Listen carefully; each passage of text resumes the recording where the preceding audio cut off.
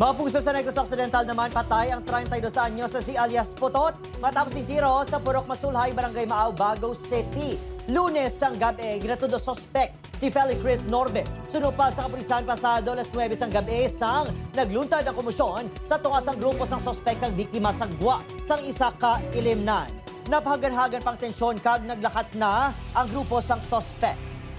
Ginapahayag na samtang nag-inom-inom ang biktima na suya ini sa grupo sa suspect bangod sa maggahod nga pagpaandar sa motor sa tupad nga motor shop.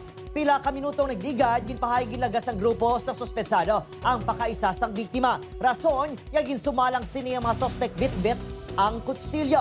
Dito na, kaya ginapahayag yung tiro sa suspect ang biktima kag madasing nga nagpalagyo sa sa motor upod ang pakaisa nga si Chris Norbe. Igo naman sa dugaan, kag likod ang naagom sa biktima nga nagresulta sa iya kamatayon. Nagsungka man ang mga suspect.